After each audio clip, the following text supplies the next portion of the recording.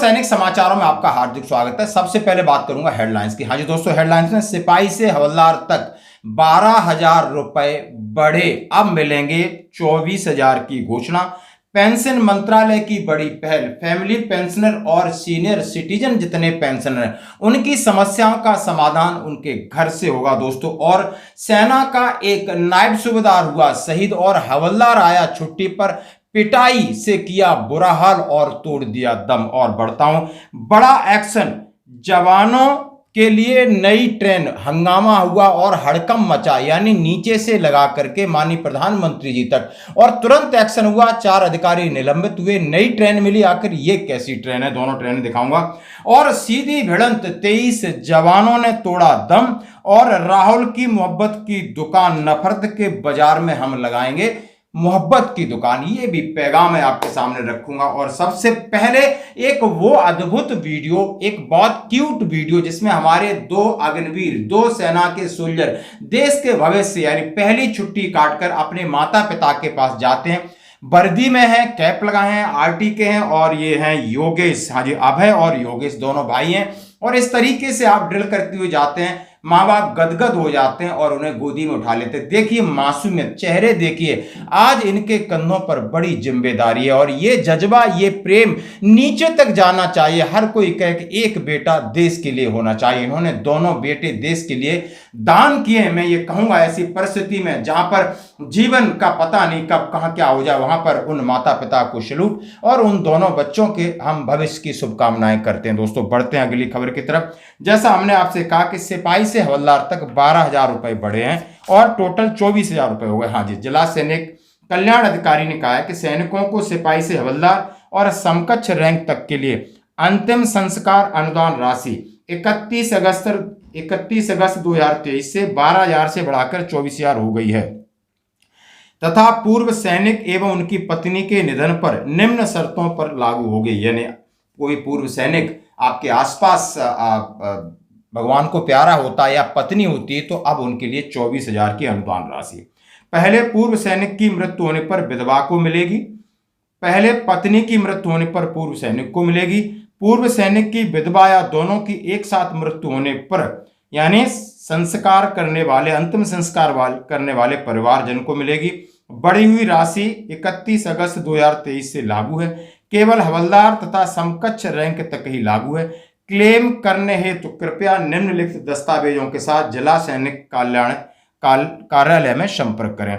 यानी एक आवेदन दें, मृत्यु प्रमाण पत्र, और पूर्व सैनिक पत्नी, उनका नाम डिस्चार्ज बुक के मुताबिक होना चाहिए, डिस्चार्ज बुक, एसबीआई की पासबुक, पूर्व सैनिक विधवा क्लेम करने वाले व्यक्ति का पहचान पत्र। और दोस्तों ये एक मैसेज है, और शायद ये मैसेज राज्य सैनिक कल्याण की तरफ से आया है, और जिस जिस स्टेट में लागू आप चेक कर सकते हो, अपने जिला सैनिक कल्याण अधिकारी से बात कर सकते हो। और ये हमारे जिला सैनिक कल्याण अधिकारी ने हमें ये मैसेज भेजा, हम आपके सामने रख रहे हैं। दोस्तों अब मैं बात करूंगा पेंशनर्स की। फैमिली पेंशनर्स के लिए बड़ी मुश्किल होती है उनकी पेंशन में, यदि कुछ गड़बड़ी है या उनका एरियर नहीं मिला है, या सर्कुलर 568 का आपको फायदा लेना है, एमएससीपी का फायदा लेना है, बहुत सारे पुराने पेंशनर हैं या विडो पेंशनर, उन्हें पैसा नहीं मिला है, तो उनके लिए डॉक्टर जितेंद्र सिंह, जो कि डिपार्टमेंट ऑफ पेंशन वेलफेयर के मंत्री हैं, उन्होंने ये घोषणा की है कि आपका कंपेन 2, यानी उन्होंने एक कंपेन शुरू किया है, मंथली लॉन्ग स्पेशल कंपेन्स 2.04, उनका redressal of the grievance of family pension and super senior pension of department of pension and pension welfare की तरफ से। हाँ जी दोस्तों, बड़ी सौगात है। यानी जो भी फैमिली पेंशनर हैं, फौज के लिए स्पेशली, और सीनियर सिटीजन है और बैड पेशेंट है, वो जरूर इस नंबर पर, आप समझ सकते हो, सीपी ग्राम या department of pension welfare number पर संपर्क करें और घर बैठे अपनी ग्रेवियंस रजिस्टर्ड करें। जैसा कि नंबर मैंने कई बार आपके साथ शेयर किया, ये दोबारा इन्होंने पहल की, ये कल की बड़ी न्यूज है, तो इसका आप फायदा उठा सकते हो। कोई पुराना आपका केस लटका है, आपको कहीं से भी न्याय नहीं मिला है, तो यहां जरूर आप पहल कर सकते हैं। दोस्तों बढ़ते हैं एक और अगली खबर की तरफ। जैसा हमने आपके सामने कहा कि सबसे बड़ी बात है कि सेना का एक जेशु शहीद और एक हवलदार को बुरी तरह उन्होंने करी पिटाई और उसने तोड़ा दम। हाँ जी दोस्तों, आप सबसे पहले मैं इस जेशु, और जो कि भिंड के अंदर है, और ये है नायब सूबेदार अरविंद सिंह चौहान, और ये आप समझ सकते 27 राजपूत के अंदर पोस्टेड थे। हृदय गति रुकने से उनकी मृत्यु हो जाती है। अभी छुट्टी काट के अप्रैल में ही गए थे और दोस्तों 9 जून को होता है और 11 जून को उनका पार्थिव शरीर भिंड पहुंचता है और चत्थर गांव में जाकर उनका अंतिम संस्कार होता है। वहां पर आप देख सकते हो पूर्व सैनिक हैं, सैनिक भी हैं और वहां करके जिला कलेक्टर हैं और वहां की सांसद हैं, वो सब लोग पहुंचते हैं। सिक्किम में ड्यूटी के दौरान जवान का निधन, भिंड में सैनिक सम्मान के साथ अंतिम संस्कार, नम हाथों से ग्रामीणों ने दी अंतिम विदाई। ये होता है एक जीवन, सेना के सैनिकों का जीवन। लेकिन दोस्तों आजकल साइलेंट हार्ट अटैक की बहुत सारी समस्याएं हो रही हैं। हम सब समझ सकते हैं कि कम ऑक्सीजन का दबाव या सिक्किम में इस तरीके की न कोई समस्या हुई और इनका निधन हो जाता है। पहले गुवाहाटी में इनको एडमिट कराया गया था, ड्यूटी के दौरान इनकी तबीयत खराब हुई थी। परिवार पर टूटा दुख का पहाड़, अरविंद का पार्थिव शरीर गांव पहुंचा। पत्नी रेणु, बेटी नाव्या और बेटा रजत का रो रो कर बुरा हाल है और बेटे रजत ने उन्हें आखिरी मुखाग्नि दी। और वहां पर सांसद संध्या राय, कलेक्टर संजीव श्रीवास्तव, एसडीएम अखिलेश शर्मा, कई अधिकारी मौजूद थे और पूर्व सैनिक भी आप देख सकते हो।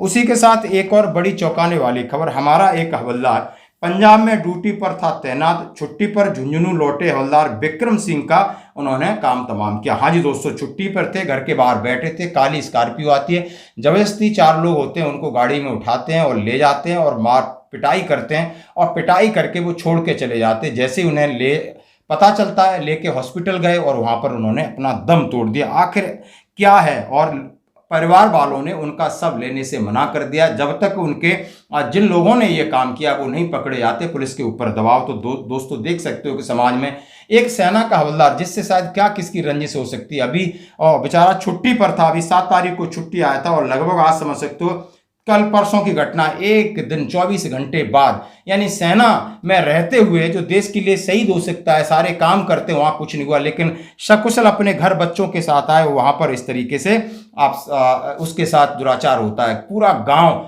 धरने पर बैठा है, प्रदर्शन कर रहा है, पुलिस प्रशासन और नेताओं से मांग कर रहा है, आखिर ये गिरफ्तारी नहीं हुई अभी तक, इसलिए अंतिम संस्कार भी उनका रुका हुआ है, फौजी विक्रम सिंह का, जैसे आपके सामने मैंने खबर शेयर की। अब मैं बात करूंगा बड़ा एक्शन, जवानों को ट्रेन का मामला। और दोस्तों ये जवानों का ट्रेन का मामला एक बहुत जरूरी मामला था। जैसे कि ड्यूटी पर जा रहे बीएसएफ के 1200 जवानों को मिली जर्जर ट्रेन, जवानों ने गाड़ी में चढ़ने से इनकार किया था। वीडियो मेरा चल रहा है, आप देख सकते हो। अब मैं आपको दोनों वीडियो दिखाऊंगा कि इसका सोशल मीडिया का क्या असर होता है। किसी को किसी की परवाह नहीं, खासकर जवानों की तो परवाह है नहीं, क्योंकि जवान को तनख्वाह मत दो, जवान को आप, ये वो जवान है जो 50% पेंशन के लिए भी झगड़ रहे हैं, वो जवान है, उन्हें किस प्रकार की सुविधा आप समझ सकते हो। अगरतला त्रिपुरा में ड्यूटी है और अमरनाथ आप समझ सकते हो J&K में, यानी बिल्कुल एक कॉर्नर से दूसरे कॉर्नर जाने के लिए ऐसी गाड़ी रखी, ऐसी खटारा, ऐसी कबाड़ जिसमें सीटें नहीं है और आप टॉयलेट नहीं है, पंखा नहीं है, इलेक्ट्रिसिटी नहीं है और खड़ी कर दी, आप जाइए। जाए जवान 1200, कम से कम जवानों ने विरोध किया, तो अब इस तरीके की चीजों का विरोध किया और वहां पर जाकर के मीडिया ने बाद में चलाया, लेकिन इससे पहले आप समझ सकते हो डॉक्टर जितेंद्र भारद्वाज जी और पैरामिलिट्री फोर्स एसोसिएशन के महासचिव हैं, इनका एक संगठन है, उनके संगठन के एक अधिकारी को भेजा कि हमारे साथ ये हो रहा है। उन्होंने इस मामले को जैसे एक्स पर डाला, हंगामा हुआ और माननीय रेल मंत्री जी को संज्ञान में मामला लेना पड़ा, तुरंत 4 अधिकारियों को निलंबित किया।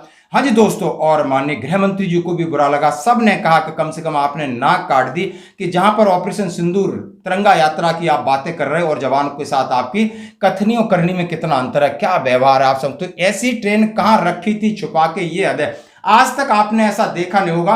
और उसके बाद दबाव बनता है, मंगलवार को दूसरी ट्रेन भेजी जाती है, तब ये लोग सुरक्षित अपनी एक जगह से दूसरी जगह अपनी यात्रा, अपनी ड्यूटी पर जाते हैं। दोस्तों ये होता है, तो ऐसी बातें, ऐसी चीजें उठाना मीडिया का कर्तव्य बनता है, हम सब का सपोर्ट करें, नहीं तो आप समझते हो कि ऊपर से कुछ आदेश आएगा लेकिन नीचे वाले जितने बैठे हैं ये कभी हमें पसंद नहीं करते। आप देखते हो रेलवे के अंदर टीटी का व्यवहार देख लो, किस तरीके से कुछ लोग जाके, मैं कुछ लोगों की बात कर रहा हूं, किस तरह बदतमीजियां करते हैं। आपने ऑपरेशन सिंदूर में जो लोग रिकॉल किए गए थे, तब उन टीटीओं की बातचीत आपने देखा होगा, टीटी सस्पेंड भी हुआ था। तो ये हमारा काम बनता है, हम अपने जवानों के लिए आवाज उठाएं। धन्यवाद दोस्तों। तो ये होता है इसका असर। अब मैं बात करूंगा एक सीधा बड़ा एनकाउंटर होता है, सीधा फायरिंग, जिसमें 23 जवानों ने तोड़ा दम। आखिर 23 जवान पाकिस्तान आर्मी के हैं, जैसे कि बलूचिस्तान से उनसे लेकर बड़ी प्रॉब्लम चल रही है, तो बलूची जो लोग हैं उनसे इनकी मुठभेड़ चल रही थी। अलग अलग जगह पर उन्होंने 23 जवानों को ठिकाने पर लगा दिया। हालांकि बलूच आर्मी के भी 9 जवान उन्होंने कहा हमारे शहीद हुए, जैसा कि उनकी खबर से आप देख सकते हो। अब मैं बात करूंगा राहुल की मोहब्बत की दुकान नफरत के बाजार में खोलेंगे। ये वीडियो है राहुल गांधी का। देश में भाईचारा और प्रेम बहुत जरूरी है सर। गवर्नेंस आएंगे, लोग राजनीति करेंगे, लोग भड़काएंगे, लेकिन जिन लोगों ने शांति प्रिय हैं, जो देशभक्त हैं, इस देश के हैं, वो ये समझें कि सबसे पहले देश है और इसलिए उन्हें मोहब्बत से रहना चाहिए। राजनीतिक पार्टियों का काम ही है तोड़ मरोड़ के राजनीति करना, अपने बीवी बच्चों को विदेश में बैठा देना, सुरक्षित स्थानों पर लगा देना, बच्चे अच्छे पढ़ रहे हैं, कहीं कोई किसी भी भड़काऊ चीजों में उनके बच्चे सामने नहीं आएंगे। सिर्फ ये भोली वाली जनता को बेवकूफ बनाने का काम करते हैं, इसलिए आपको सजग रहना होगा। सबसे बड़े आपके दिमाग में यदि सोशल मीडिया पर गलत चीजें जा रही तो उसको आप पहले ही बंद कर दो, ये हमारी रिक्वेस्ट है। धन्यवाद दोस्तों, आज की खबरों में इतना ही। बने रही हमारे साथ। रावण रथी मिरथ रघुवीरा, देख विभीषण भयो अधीरा, अधिक प्रेम मन भासन दिया। जब श्री राम को बहुत ही बिना किसी संसाधन के देख के विभीषण उनसे पूछते हैं, हे श्री राम आपके पास तो कुछ भी नहीं है और रावण तो रथ पे सवार है, सारे संसाधन उसके पास है, तो ये लड़ाई आप कैसे जीतेंगे? फिर वो उसको समझाते हैं कि ये लड़ाइयाँ सद्भावना से जीती जाती है, प्रेम से जीती जाती है, त्याग से जीती जाती है। तो राहुल गांधी जी इस सारे मूल्यों की बात कर रहे हैं, कह रहे हैं मैंने नफरत के माहौल में मोहब्बत की दुकान खोली है। तो हम ऐसी हर दुकान को सैल्यूट करते हैं और उसके सामान को सर आंखों पे लगाने के लिए तैयार है।